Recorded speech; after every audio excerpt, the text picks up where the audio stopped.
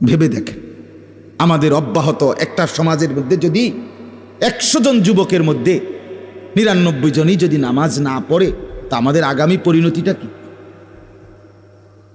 একটা সমাজের মধ্যে যদি 200 মহিলার মধ্যে 198 জনই যদি পর্দা না করে, আমাদের আগামী পরিণতিটা কি?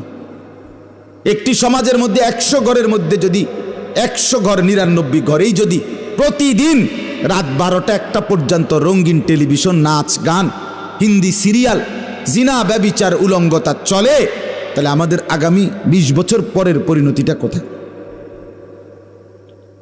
একটি সমাজের মধ্যে যদি 10 বছর থেকে নিয়ে 8 বছর, 10 বছর থেকে নিয়ে 30 বছর পর্যন্ত প্রত্যেকটা ছেলে মেয়ের হাতে যদি বড় মোবাইল থাকে আর সারাক্ষণ যদি ছবি, নাচ গান, জিনা ব্যভিচার, উলঙ্গ দৃশ্য, নারীর দৃশ্য এগুলোই দেখে যদি সময় পার করে, তো পৃথিবী গড়বে কে?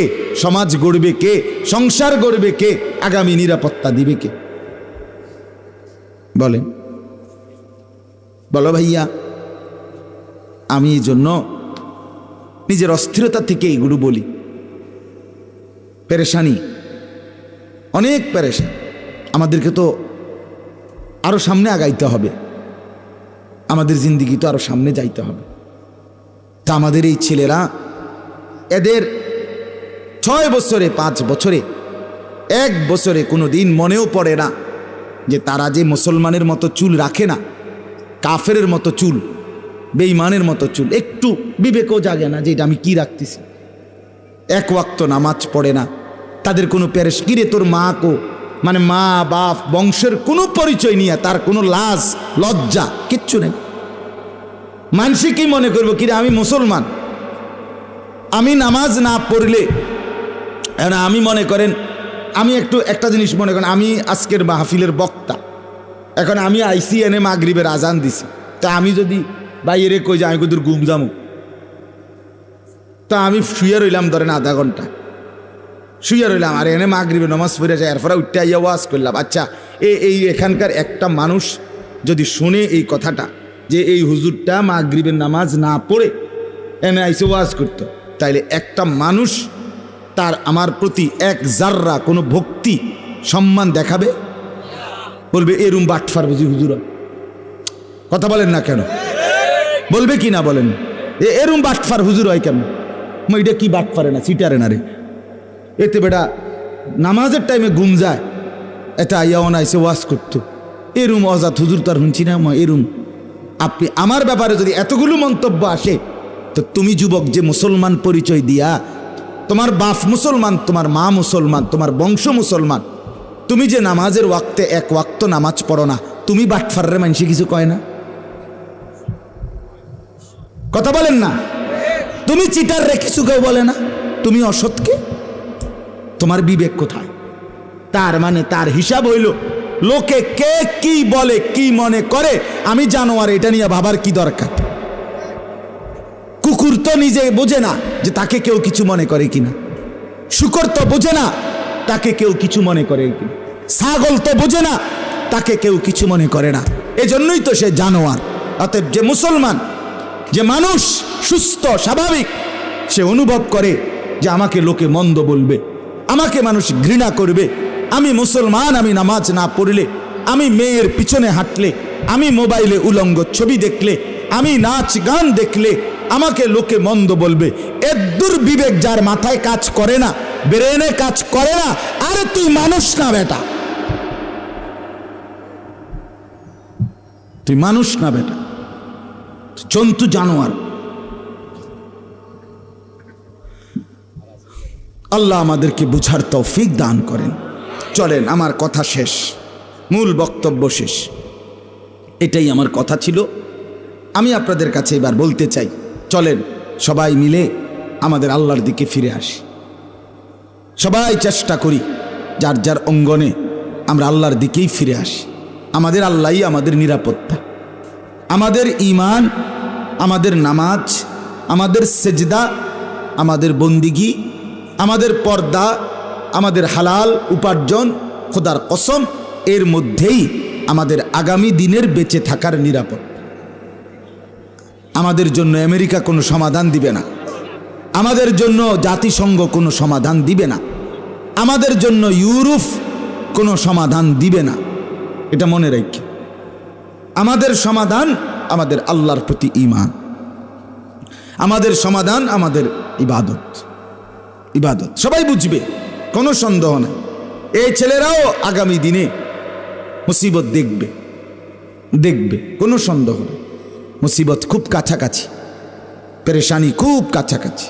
এত লম্পট, এত দুশ্চরিত্রতা, এত ভয়ঙ্কর অশ্লীলতা, বেহায়াপনা, এটা আল্লাহ সইবে না, এটা আল্লাহ সইবে না বাপ। একটা সমাজে, একটা দেশে, একটা এলাকায় সর্বযুগেই খারাপ মানুষ ছিল কি না বলেন? কম বেশ 2 জন 3 জন ছিল, কিন্তু এইভাবে ব্যাপকভাবে মহামারীর মতো সমাজের সব ছেলে মেয়ে নারী পুরুষ বেপর্দা বেহায়াপনা এত বেশি পরিমাণ একসাথে আগে ছিল না। এই জন্য আমরা কোরআনুল কারীমের 5টি আয়াত পড়ছি। এই আয়াতগুলোতে আল্লাহ তাআলা বলছে, বান্দা, মাথার উপরে আসমান আমি দিয়েছি, পায়ের নিচে জমিন আমি দিয়েছি, এই গোটা পৃথিবীর সমস্ত বস্তু জোড়ায় জোড়ায় আমি বানিয়েছি। এই 3টা কুদরত আল্লাহ এখানে বলছে। ওয়াস-সামাআ বানাইনাহা, 27 নম্বর পারা কোরআনুল কারীমের 51 নম্বর সূরা আয-যারিয়াত, এই সূরার 47 নম্বর আয়াত। এই আয়াত থেকে শুরু 51 পর্যন্ত 5টা আয়াত। আল্লাহ কারো কথা চিন্তা করেন, আপনি শুনেন, ওই যে বাইরে চিল্লায় হাঙ্গামা করে, আমার এই নিয়ে কোনো টেনশন নেই। আমি কোনো সময় বাইরের কারো লেগে পেরেশানি করি না। আমার ফিকির থাকে যে ভিতরে আইছে তার প্রতি আমার আমানত, মানে যে আমার নজরের সামনে আছে, আমি মনে করি আমার এই সময়টা আমার এই মানুষগুলোর জন্য আমানত। কাজে আপনাদের দিকে নজর রাখা, আপনাদেরকে বুঝাইবার চেষ্টা করা, এটা আমার দায়িত্ব। বাহিরে কে ঠ্যাঙালগি দিয়া লাফায়, এরম 2-4 বেত্তমিজ থাকবেই। কথা বোঝেন? এই ইসরাফিলের ফু যেদিন দিব সেদিনও অসভ্য থাকবে। একেবারে যেদিন ইসরাফিল কি দিতেছে, ফু দিছে, সেই দিনও কি থাকবে তো আর কি। তাহলে এটা একজন মানুষ এই সমাজের সবাইকে একসাথে একই দিনে চেঞ্জ করতে পারবে না। এটা লইয়েই চলতে, ভালো মন্দ, সৎ অসৎ, এই নিয়েই দুনিয়া। সব ভালো যেখানে এটার নাম জান্নাত, সব মন্দ যেখানে ওইটার নাম জাহান্নাম, আর উভয়টা যেখানে এটার নাম দুনিয়া। সব সুখ যেখানে এটার নাম জান্নাত, সব দুঃখ যেখানে সেটার নাম জাহান্নাম। দুঃখ আর সুখ মিল্লা যেখানে এটার নাম হলো দুনিয়া। সব আনন্দ যেখানে এটার নাম জান্নাত, সব বেদনা যেখানে ওইটার নাম জাহান্নাম। আনন্দ আর বেদনা মিলে যেখানে এটার নাম দুনিয়া। দুনিয়া দুনিয়া দুইটা মিল্লা, আলো অন্ধকার, রাত দিন, রোদ বৃষ্টি, হাসি কান্না, আনন্দ বেদনা, সুখ দুঃখ, পাওয়া না পাওয়া, প্রাপ্তি অপ্রাপ্তি। হ্যাঁ, এরই নাম কি? কখনো হাসে, কখনো কাঁদে, কখনো সুখ, কখনো দুঃখ, কখনো আনন্দ, কখনো অস্থির। এই দুনিয়া, এ নিয়েই চলতে হবে, এই নিয়েই বলতে হবে। এটা মাথায় রেখেই আমাদেরকে চেষ্টা করতে হবে। কাজে ঘাবড়াইবার কিছু, সবাই শুনবে না, সবাই বুঝবে না। আল্লাহ আমাদেরকে বুঝার তৌফিক দান করে। চলেন, ওয়াস-সামাআ বানাইনাহা বিআইদিন, আল্লাহ বলেন, বান্দা শুনো, মাথার উপরে এই আসমান আমি আল্লাহ আমার নিজ হাতে বানিয়েছি। ওয়া ইন্না লামুসিউন, এবং আমি এত বড় বিস্তীর্ণ, কোনো কুল কিনারা নাই। কেউ জানে না আসমানের দৈর্ঘ্য কদ্দুর, প্রস্থ কদ্দুর, ডান দিকে কদ্দুর, বাম দিকে কদ্দুর, জানে? কত গজ, কত ফিট, কত স্কয়ার ফিট কইতে পারবে কেউ? আল্লাহ বলে না। ওয়া ইন্না লামুসিউন, আমি আল্লাহ এই বিশাল আসমানকে প্রলম্বিতকারী, বিস্তীর্ণকারী আমিই করেছি। এটা বানিয়েছিও আমি, এত বিশাল আকাশ ছড়িয়ে দিয়েছি, এটাও করেছি আমি। সুবহানাল্লাহ। এর কারণে তোমার অস্তিত্ব। এক সেকেন্ড আসমান যদি গুটাইয়া নেয়, এক সেকেন্ড আসমান যদি সরিয়ে দেয় মাথার উপরে এই ছাদ, আমি আসি তো? আপনি আসেন তো? কথা বলেন না কেন? আপনার আমার অস্তিত্ব আছে তো নাকি? নাই, নাই। ওয়াল আরদা ফারাশনাহা ফানি'মাল মাহিদুন। এরপরে আল্লাহ বলেন ওয়াল আরদা ফারাশনাহা ফানি'মাল মাহিদুন। পায়ের নিচের জমিন আল্লাহ বলেন বিছানার মতো, এই যে চাটাই হোগলা, আল্লাহ বলেন এরকম চাটাইয়ের মতো বিছানার মতো আমি আল্লাহ এই জমিন তোমাদের জন্য বিছায়া দিছি। এতটা মোটা, মানে এতটা মজবুত, এতটা শক্ত বানাই নাই যে পাথরের মতো, তাইলে তুমি দাঁড়া, তোমার ঘর, তোমার চাষাবাদ, তোমার হাজারো উপকরণ এটার ভিতর থেকে বাইরিব কেমন? এই জন্য এত পাথরের মতো বানাই। আবার এতটা নরম বানাই নাই যে নরম বেশি হইলে তুমি দাঁড়ায় থাকবা কেমনে? সুবহানাল্লাহ। আল্লাহ বলেন ঠিক তোমার বিছানা যেভাবে তুমি পরিপাটি সাজাও, আমি রব্বুল আলামিন তুমি বান্দা চলাচলের উপযোগী এবং তোমার যাবতীয় খাদ্য পানীয়র উৎপন্নতা যা দ্রব্যের জন্য এটাকে উপযোগী করে আমি আল্লাহই বিছিয়েছি। ফানি'মাল মাহিদুন। দেখো না আমার বিছানাটা কি সুন্দর হলো। ওয়াল আরদা ফারাশনাহা ফানি'মাল মাহিদুন। ওয়া মিন কুল্লি শাইইন খালাকনা যাওজাইন। এবার আল্লাহ বলেন বান্দা সাত আসমানের উপর থেকে সাত তবক জমিনের নিচে এই কায়নাতের যত জিনিস আছে সব কিছুকে আমি আল্লাহ বানিয়েছি জোড়ায় জোড়ায়। কিভাবে? সব জোড়া আমরা বুঝি বা না বুঝি, আমগো জোড়া তো আমরা বুঝি নারী আর পুরুষ, ঠিক কিনা বলেন? এই জোড়া তো আমরা বুঝি উপরে আসমান নিচে জমি। ওই জোড়া তো আমরা বুঝি এদিকে রাত ওইদিকে দিন। ওই জোড়া তো আমরা বুঝি এদিকে আলো এদিকে অন্ধকার। এই জোড়া তো আমরা বুঝি একটা রোদ একটা বৃষ্টি। এই যে জোড়া জোড়া, বুঝেন নাই কথাটা? আল্লাহ তাআলা বলেন এভাবে সব কিছু আমি রব্বুল আলামিন বানিয়েছি জোড়ায় জোড়ায় জোড়ায় জোড়ায় জোড়ায় জোড়ায়। সুবহানাল্লাযী খালাকাল আজওয়াজা কুল্লাহা, এটাও আয়াত সূরা ইয়াসিন। আল্লাহ বলেন আল্লাহর প্রশংসা, যিনি সব কিছু বানিয়েছেন জোড়ায় জোড়ায় জোড়ায় জোড়ায় জোড়ায় জোড়ায়। এক নারী আল্লাহ বলেন আমি বানিয়েছি, এটা তোমার জোড়া আমি বানিয়েছি, কাজে আমি দেওয়া পর্যন্তই অপেক্ষা করো। একজন স্ত্রী আমি আল্লাহ তোমার জন্য বানিয়েছি, অতএব আমি পৌঁছাবার আগ পর্যন্ত সবর করো।